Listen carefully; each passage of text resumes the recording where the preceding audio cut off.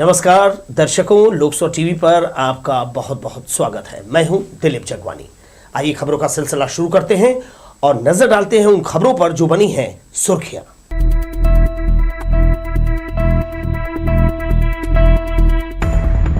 High court के chief justice से न्याय की गुहार लगाने हजारों की संख्या में पहुंचे भू विस्थापित एससीसीएल की वादाखिलाफी से है परेशान। सिटी बस को महापौर और सभापति ने दिखाई हरी झंडी। लगभग 3 साल बाद फिर से मिली सुविधा। जतिया तालाब के सौंदर्यीकरण को लेकर विधायक का निरीक्षण। इधर कोतवाली में मल्टी लेवल पार्किंग और आवास बनाने का रास्ता साफ। और वंदे भारत ट्रेन के कोच 8 दिसंबर को पहुंचेंगे बिलासपुर। रखरखाव को लेकर युद्ध स्तर पर की जा रही तैयारी। आइए अब खबरों को देख लेते हैं विस्तार से। भू विस्थापित किसान ग्रामीण हजारों की संख्या में पदयात्रा कर बिलासपुर पहुंचे।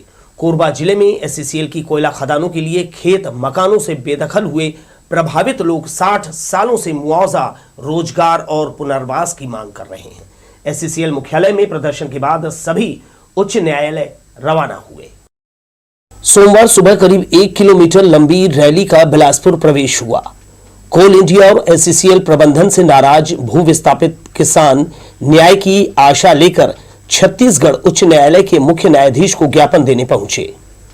इससे पहले सीपत मुख्य मार्ग से सभी एससीसीएल मुख्यालय पहुंचे और प्रबंधन के खिलाफ जमकर नारेबाजी की। महिला, पुरुष, किसान, ग्रामीणों की संख्या इतनी ज्यादा थी कि मुख्यालय के सामने सभी सड़क में बैठे थे। भू विस्थापित किसान न्याय यात्रा का नेतृत्व कर रहे सपूरन कुलदीप ने बताया, 60 सालों से कोरबा जिले में कोल खनन के नाम पर दोहन किया जा रहा है। लोग भूखमरी, बेरोजगारी के खिलाफ लड़ रहे हैं। कोल खदानों के कारण करीब 65 गांव के हजारों लोग प्रभावित हैं। मिनी रत्न का दर्जा प्राप्त एससीसीएल खनिज संपदा के लिए लोगों के जीवन की परवाह नहीं करता है। वर्षों पुरानी उनकी मांगों में प्रभावित हर परिवार में एक व्यक्ति को रोजगार, शिक्षा, रहने के लिए सर्व सुविधा युक्त मकान, खेती के लिए जमीन शामिल है।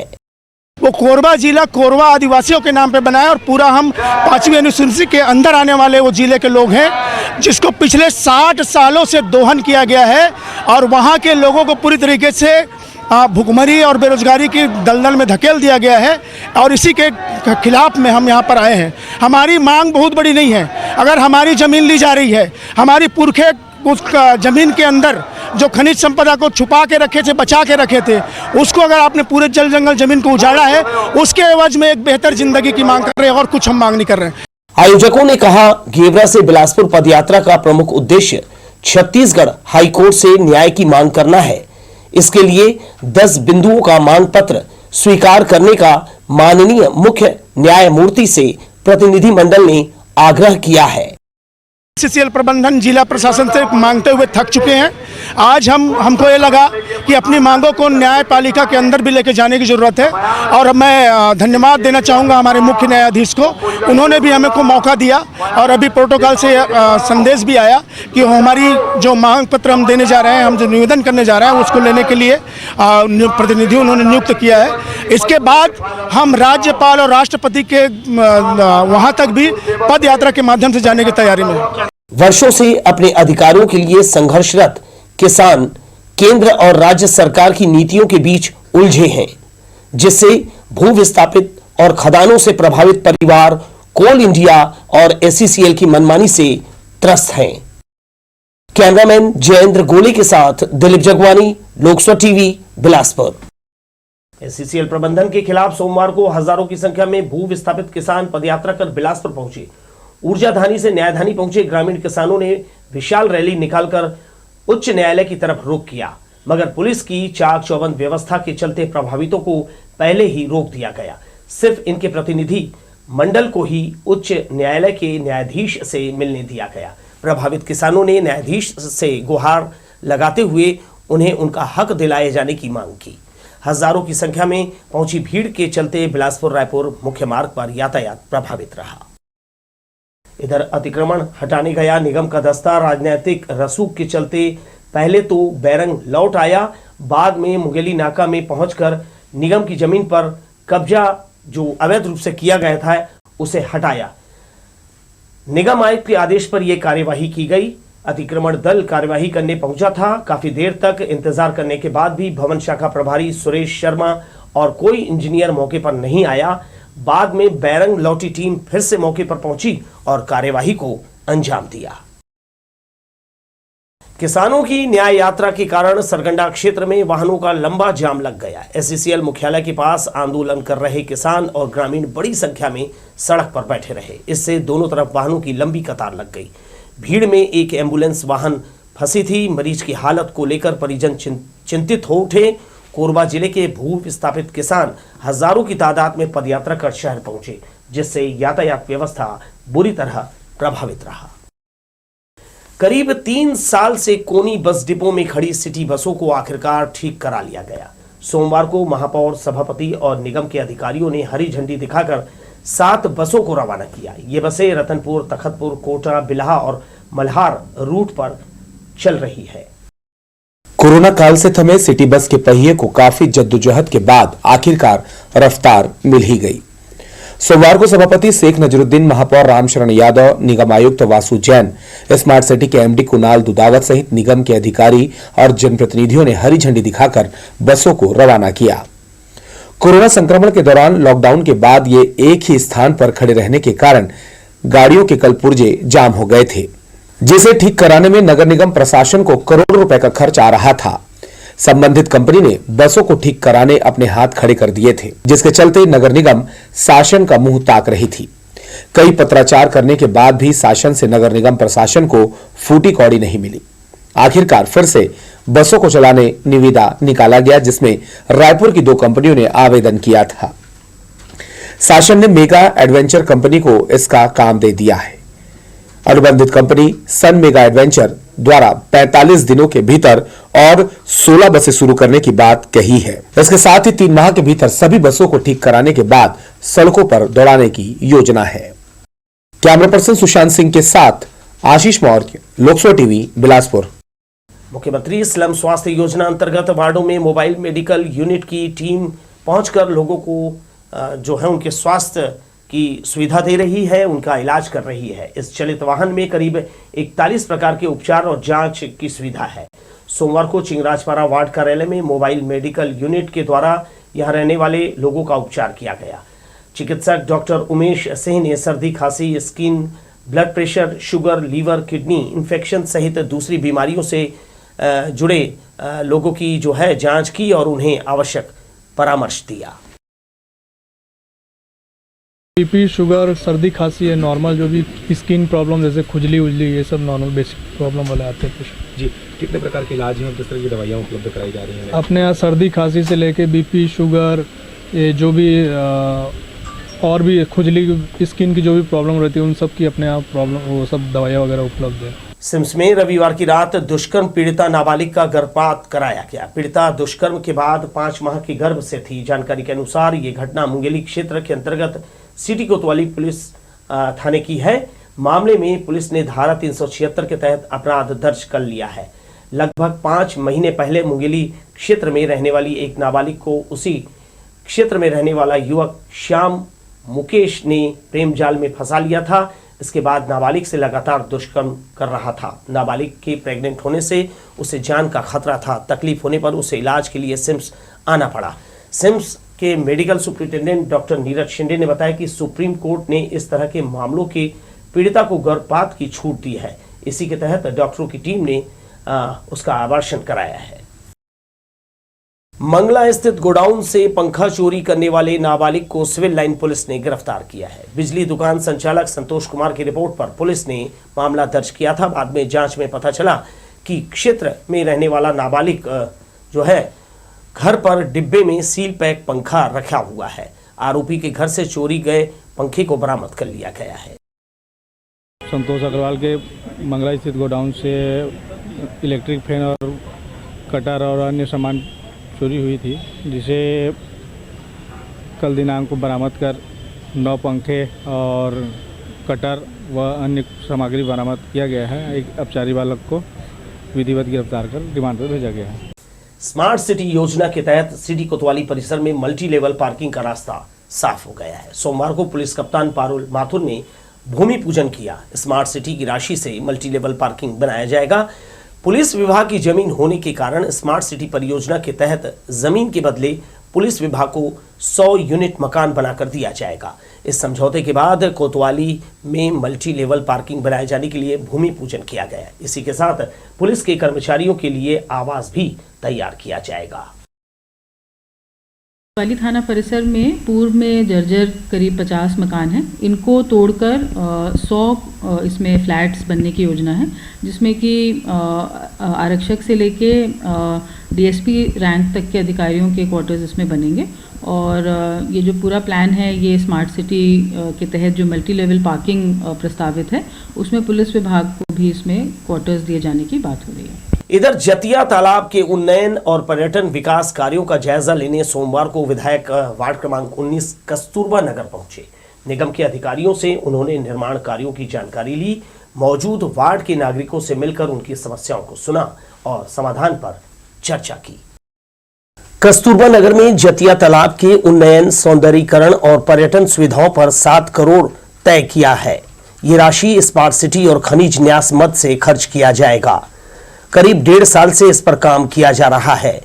निरीक्षण करने पहुंचे बिलासपुर विधायक शैलेश पांडे को मौजूद नगर निगम के जोन कमिश्नर प्रवीण शुक्ला और ठेका कंपनी के अधिकारियों ने कार्य की जानकारी देकर इसकी प्रगति के बारे में बताया। करीब 5 एकड़ में फैले जतिया तालाब का 2 फेस में उन्नयन किया जा रहा है, जिसका विधायक ने अवलोकन किया। पर्यटकों के लिए फूड कोर्ट निर्माणाधीन है, जबकि तालाब के दोनों तरफ की सड़कें अंतिम चरण में तैयार की जाएगी। निरीक्षण में वार्ड पार्षद और एमआईसी सदस्य भरत कश्यप, एल्डरमैन श्याम लाल चंदानी, आजरा खान, काशी रात्रे और पार्षद रामा बघेल के अलावा नागरिक शामिल थे। जतिया तालाब जो है उसमें भी 7 करोड़ रुपए 8 करोड़ का लागत है। लगभग 75% काम हो गया है। 20-25% काम बचा हुआ है, जैसे कि कुछ इसमें फूड कोर्ट बनाना है या रोड का काम जो बचा हुआ है वो है, वो कुछ जगह पिचिंग का काम बचा हुआ है। तो मैं समझता हूँ कि ये काम 2-3 माह में 4 माह में हो जाना चाहिए और आने वाले समय में जतिया तालाब भी बिलासपुर के लिए एक बड़ी सौगात होगा। जारी कार्य की गति और गुणवत्ता पर विधायक ने संतुष्टि जाहिर की है। वार्ड पार्षद भरत कश्यप ने मुक्तिधाम के पास गार्डन में सुविधा बढ़ाने, इसे विकसित करने फंड की जरूरत बताई और विधायक से पूरा करने का आग्रह किया है।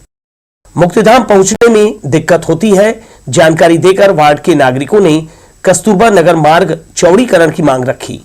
विधायक शैलेश पांडे ने नागरिकों से जतिया तालाब के कार्यों और वार्ड की समस्याओं पर चर्चा कर समाधान निकालने का भरोसा दिलाया। कैमरामैन जयेंद्र गोले के साथ दिलीप जगवानी, लोकसभा टीवी, बिलासपुर। धान उपार्जन केंद्रों में किसानों की आवाजाही तेज हो गई है। किसान रोजाना धान लेकर खरीदी केंद्र पहुंच रहे हैं। धान के बम्पर आवक से जगह की परेशानी हो रही है, मगर शासन ने इसके लिए उठाव का इंतजाम भी कर लिया है। डीओ कटते ही शासन के निर्देश के बाद बिल्हा क्षेत्र के मिलर्स धान का उठाव तेजी से कर रहे हैं। धान उठाव में तो इस साल बढ़िया डीओ तुरंत काट दिया जा रहा है और साथ ही साथ मिलर भी उठाव में जल्दी कर रहे हैं।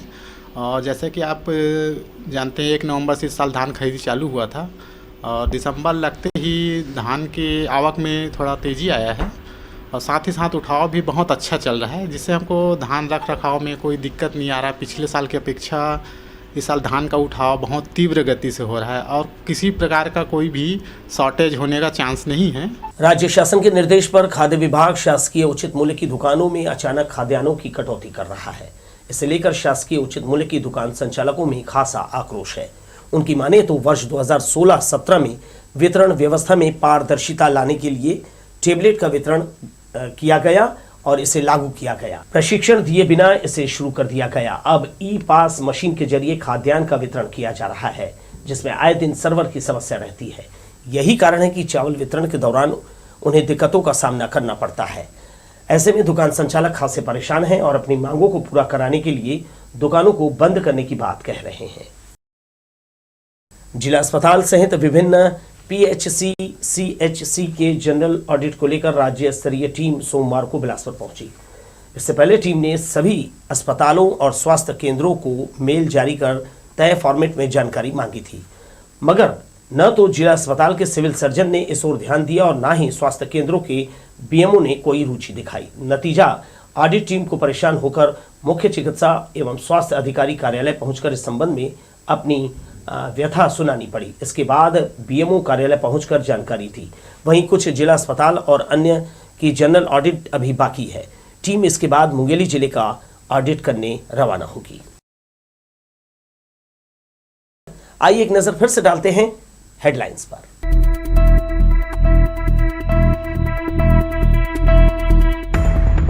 हाईकोर्ट के चीफ जस्टिस से न्याय की गुहार लगाने हजारों की संख्या में पहुंचे भू विस्थापित एससीसीएल की वादाखिलाफी से है परेशान। सिटी बस को महापौर और सभापति ने दिखाई हरी झंडी। लगभग 3 साल बाद फिर से मिली सुविधा। जतिया तालाब के सौंदर्यीकरण को लेकर विधायक का निरीक्षण। इधर कोतवाली में मल्टी लेवल पार्किंग और आवास बनाने का रास्ता साफ। और वंदे भारत ट्रेन के कोच 8 दिसंबर को पहुंचेंगे बिलासपुर। रखरखाव को लेकर युद्ध स्तर पर की जा रही तैयारी।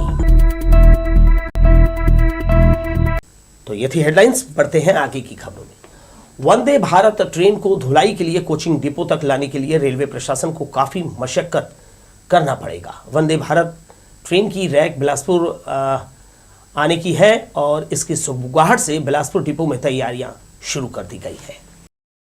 वंदे भारत ट्रेन की रैक कभी भी बिलासपुर पहुंच सकती है। इधर कोचिंग डिपो में रैक रखने की व्यवस्था गड़बड़ाई हुई है, इसलिए शायद रैक अभी नहीं भेजी गई है। हालांकि दिल्ली से यह रैक 7 दिसंबर को रवाना कर दिए जाने की जानकारी मिल रही है, जो 8 दिसंबर को यहां पहुंच जाएगी। 2 दिन तक उसकी जांच करने के बाद चलाने की अनुमति दी जाएगी। वंदे भारत ट्रेन की रैक बिना इलेक्ट्रिक के नहीं चलेगी, इसलिए बिलासपुर कोचिंग डिपो के पिट लाइन नंबर को ही ओएचई तार वाला तैयार करने निर्णय लेकर काम शुरू कराया गया है। पिछले 4 दिन से यहां पर यह काम जारी है। ओएचई तार के लिए खंभे लगाने और सबसे ज्यादा पेड़ों की शाखाओं की कटिंग का काम किया गया। जोन के सीपीआरओ साकेत रंजन ने बताया कि इस ट्रेन की सुविधा मिल जाने से यात्रियों को काफी राहत मिलेगी। इसका अप्रूवल बोर्ड से आने के बाद ही यहां तैयारी की जा रही है। दक्षिण पूर्व मध्य रेलवे ने वंदे भारत के लिए रेलवे बोर्ड को एक प्रपोजल भेजा है, जिसमें कि बिलासपुर से नागपुर और नागपुर से बिलासपुर का प्रपोजल गया है। लेकिन अभी यह प्रपोजल वहां से बोर्ड से अप्रूव नहीं हुआ है। बोर्ड से अप्रूव और सैंक्शन होने के बाद ही इस पर आधिकारिक रूप से कुछ कहा जा सकता है।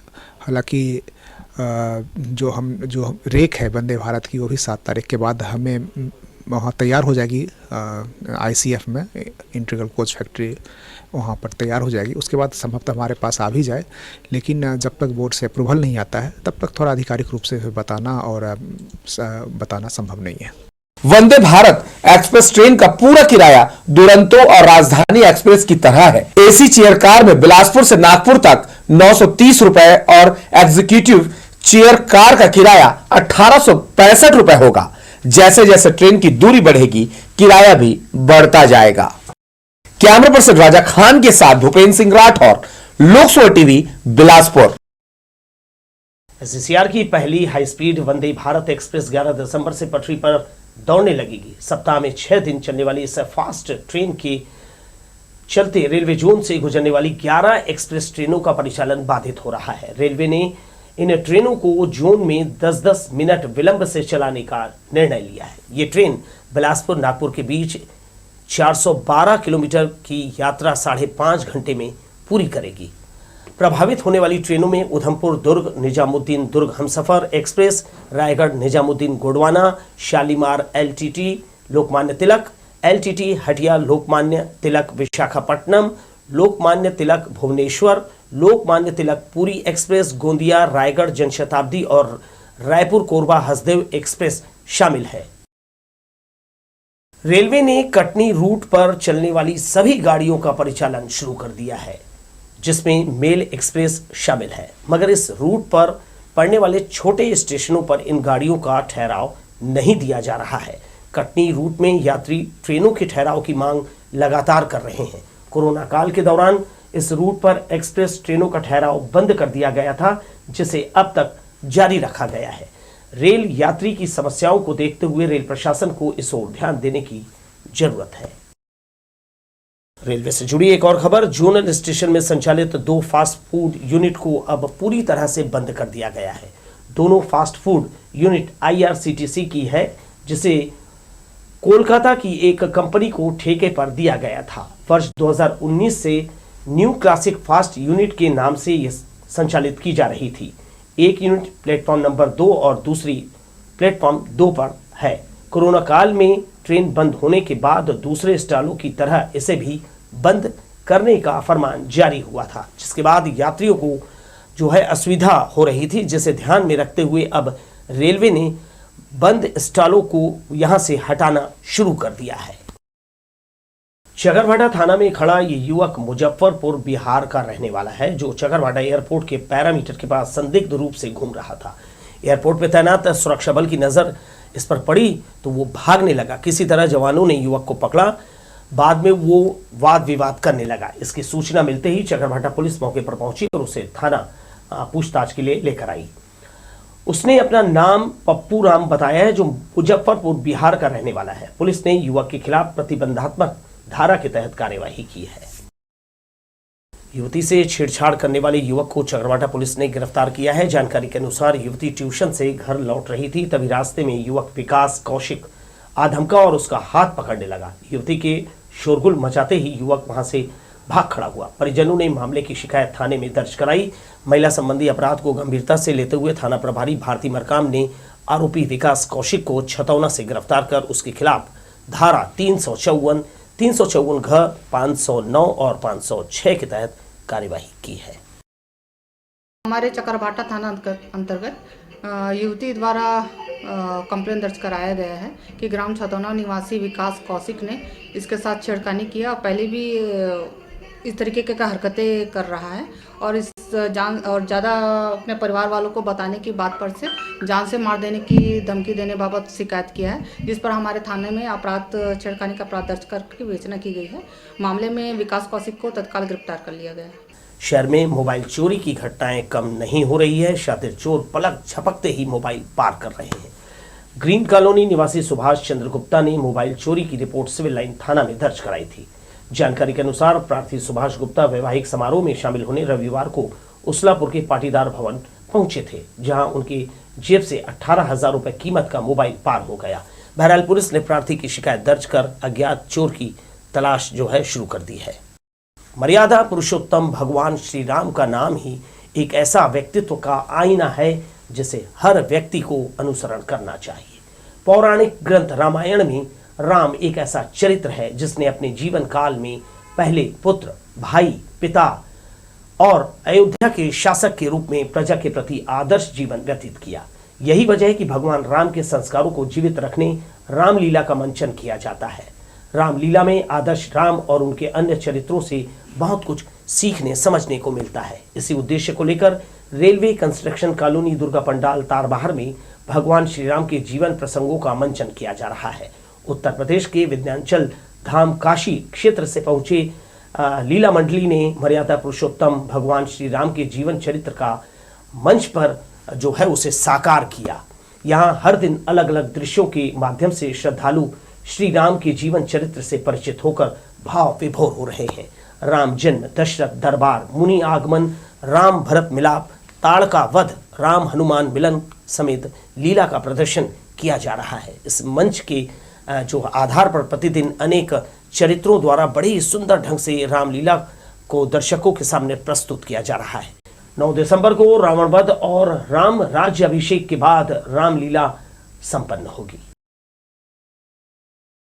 इस साल का आखिरी त्योहार, जी हां, मसीही समाज का सबसे बड़ा पर्व क्रिसमस 25 दिसंबर को हर्षोल्लास के साथ मनाया जाएगा।